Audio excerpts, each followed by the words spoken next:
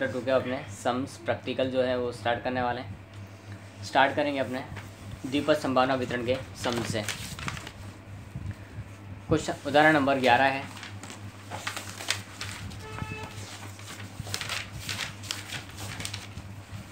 ध्यान से देखना है, ये संभावना की शुरुआत है, ध्यान रख लेना। भी ऐसे स्टार्टिंग वहाँ से करना चाहिए था पर हम उल्टे चल रहे हैं। इसके अंदर चैप्टर 2 पहले लिया है इसके लिए। एक फैक्ट्री में उत्पादित इकाइयों में से 3% इकाइयाँ त्रुटि युक्त हैं। देखो यहाँ लिखा हुआ है 3% इकाइयाँ त्रुटि युक्त। अब यहाँ पर हमको संभावना और सफलता और निष्फलता कैसे पता चलेगा वो हम बाद में बताएंगे, आगे सवाल पढ़ते तब। इन उत्पादित इकाइयों में से यादृच्छिक रूप से 4 इकाइयों का चयन किया जाता है। देखो इकाइयों का चयन कितना करना है, तो लिखना है चयन किया जाता है। कितनी इकाइयों का? 4 इकाइयों का। तो ये हमारे पास 4 हो गए। उसमें से एक भी इकाई त्रुटि युक्त ना मिले। देखो ऊपर क्या लिखा हमारे पास, त्रुटि युक्त, और नीचे भी क्या पूछा सवाल, त्रुटि युक्त का ही पूछा है। अगर ऊपर त्रुटि युक्त का सवाल हो, इन्फॉर्मेशन, और नीचे सवाल भी त्रुटि युक्त का ही हो, तो हमारे पास में जो इन्फॉर्मेशन है वो क्या हो जाती है, पी हो जाती है। क्या हो जाती है? पी, यानी कि सफलता की संभावना। ठीक है, तो कितनी दी हुई है? 3% बोला है। तो 3% यानी होता है कितना? 3% यानी 3/100, 0.03 करके देखो एक बार कितना आता है। 3% इकाइयाँ त्रुटि युक्त है इसलिए कहा गया है। तो हम 3% यानी कि 3/100 करेंगे तो आएगा 0.03। अब P हमको पता है तो Q भी निकाल सकते हैं। Q का सूत्र लिखा है था 1 - P।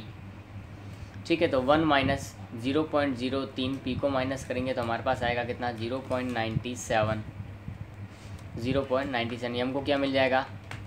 देखो P और Q मिल गए, और सवाल के अंदर हमको लिखा हुआ है कि इकाइयों का चयन कितना करना है, n = 4।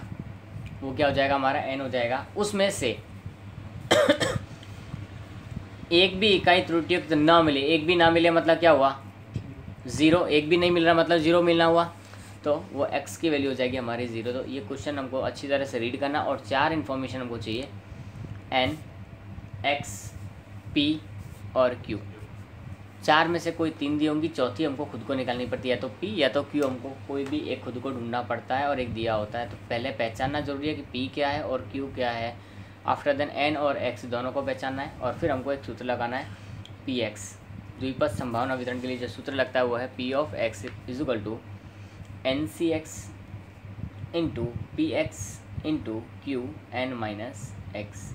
ये हमारा द्विपद संभावना वितरण का एक सूत्र है। ठीक है, बाइनोमियल डिस्ट्रीब्यूशन जिसको हम बोलते हैं। n कितना हमारे पास? 4। c का c, x कितना हमारे पास? 0। p कितना हमारे पास? 0.03। x कितना हमारे पास? 0।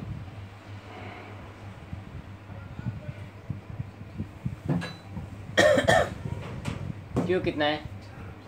0.97। q कितना है? 0.97, और ऊपर है n - x। n कितना है? 4 माइनस x की वैल्यू कितनी है? 0। अब 4 से 0 का सॉल्यूशन करेंगे, कितना आएगा?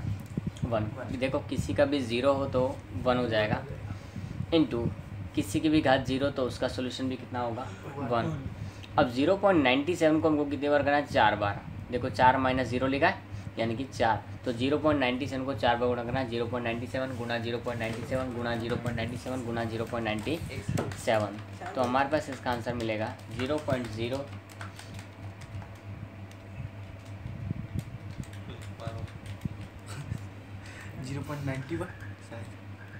0.912 8853। 5 बार करना।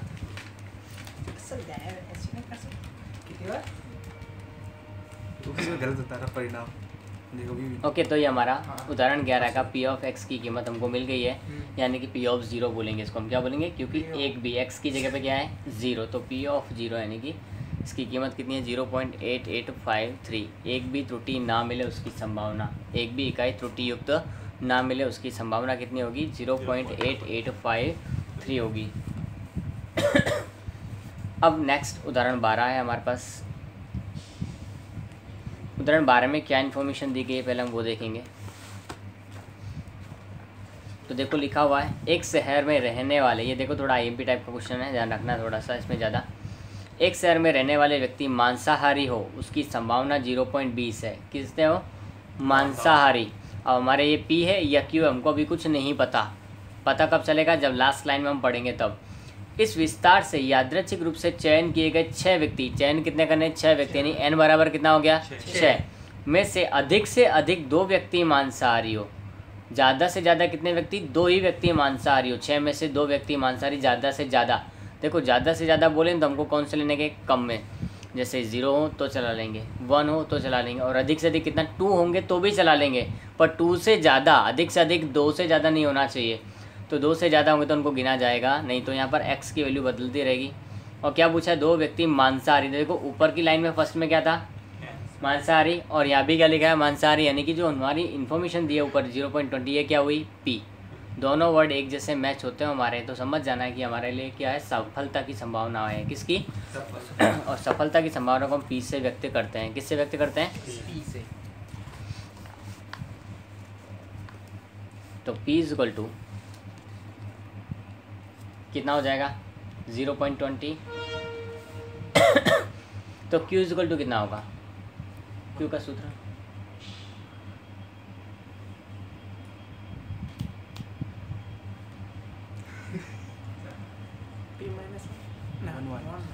Q is equal to the 1 minus P। तो देखो 1 हमारे पास 1 का 1, P की वैल्यू हमने अभी भी निकाली है 0.2, कितना हो जाएगा? 0.80 है तो 0.8, बात एक ही है। अब n हमको पता है कितने व्यक्ति के चुनाव करना था हमको? 6 व्यक्ति। उसमें से भी x कितना होगा? अधिक से अधिक 2 बोला है, अधिक से अधिक 2 बोला हो तो हमको x की वैल्यू कितना हो जाएगी? 0, 1 एंड 2। क्या हो जाएगी? x की वैल्यू यहाँ पर हमारे पास 3 अलग अलग होंगी, और इसका मतलब हुआ कि हमको संभावना किसकी निकालनी है? P of x is less than equal to 2। अधिक से अधिक बोला हो तो ये साइन लगा ही देने का, और क्या बोला? 2, तो 2, यानी 2 भी लेंगे, और 2 से कम जितने भी आते हैं वो 0, 1 और 2, इन तीनों को इंक्लूड करना है। और कम से कम बोला हो तो साइन कौन सी लगेगी? ये। कम से कम बोला हो तो ये वाली साइन, और अधिक से अधिक बोला हो तो ये। कम से कम बोला हो तो हमको आगे की साइड जाना है, और अधिक से अधिक बोला हो तो हमको पीछे आना है वापस से। ठीक है, नेक्स्ट सूत्र क्या लगेगा? NCX इंटू PX, ये द्विपद संभावना वितरण का एक ही फेमस सूत्र है, वही हमको बार बार यूज़ करना है, ध्यान रखना है। Q n minus x. Okay, अब देखो यहाँ पर हमारे पास n x की वैल्यू अलग अलग है, लेकिन n की वैल्यू तो कितनी है? सेम है, तो लिखेंगे 6C0। P कितना हमारे पास? 0.20। x की वैल्यू कितनी है? 0। Q कितना है? 0.80, और n माइनस x यानी कि 6 है ना हमारा, उसमें से हम 0 माइनस करेंगे। ये पहले बार के लिए। दूसरी बार यानी कि 1 के लिए अब 6C1 इंटू 0.20 हमारा P था वो, और x की वैल्यू कितनी हो जाएगी? 1 लेंगे, 1। फिर 0.80, अब x की वैल्यू कितनी हो जाएगी? 6 माइनस 1।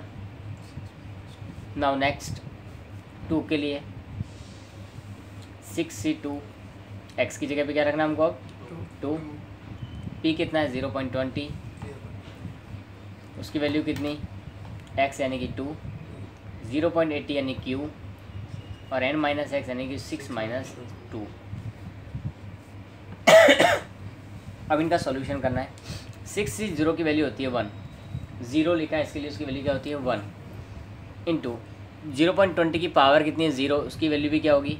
1। लेकिन यहाँ पर 0.80 को 6 माइनस 0 यानी कि 0.80 को 6 टाइम तक मल्टीप्लाई करना है, प्लस वेट 6C1 का सोल्यूशन क्या होता है? 6 ओनली, क्योंकि 1 है तो 1 टाइम हमने लिख दिया, इंटू 0.20 की पावर कितनी है? 1 है तो 0.20 अकेला। उसके बाद क्या है? 0.80 पावर 6 माइनस 1, तो 0.80 पावर कितनी? 5, प्लस 6C2 का सोल्यूशन क्या होता है वो? तो 6C2 का सोल्यूशन 6 इंटू 5, 2 है तो 2 बार 2 टाइम लिखना है, 6 इंटू 5 अपॉन 2 इंटू 1, 2 लिखा है तो 2 का मतलब होता है कि 2 टाइम तक उसको पीछे की साइड लेके जाओ। अगर 3 होता तो 6 इंटू 5 इंटू 4 करते हैं। अगर 4 होता तो 6 इंटू 5 इंटू 4 इंटू 3 करते हैं।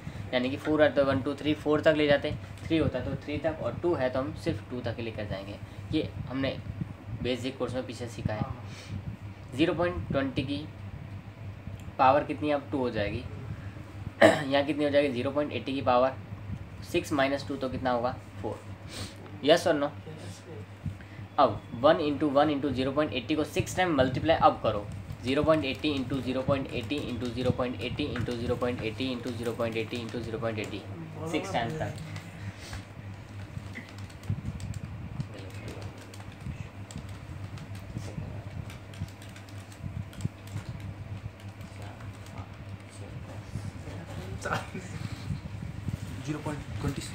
हाँ 0.2621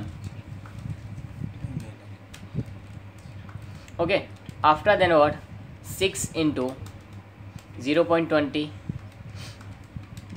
0.80 को 5 टाइम तक करना है।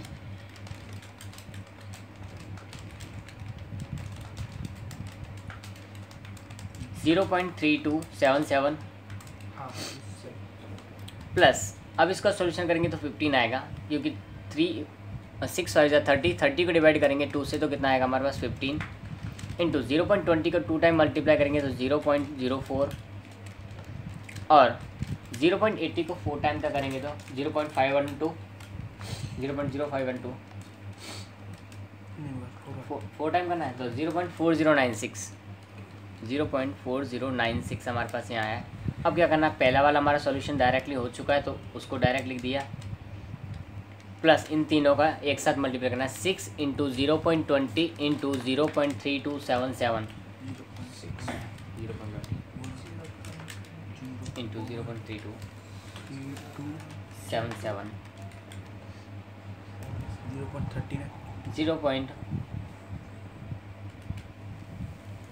0.3932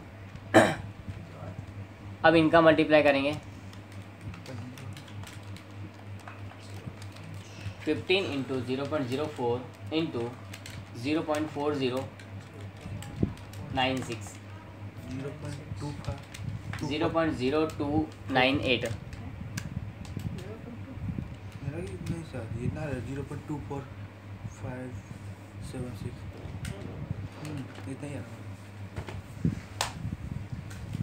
सॉरी 0.2458 हम यहाँ कर देंगे इसको। चलो अब इन सब का प्लस करना है।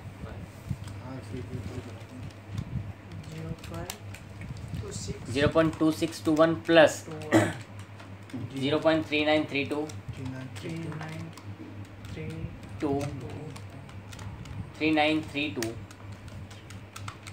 प्लस 0.2458 तो 0.90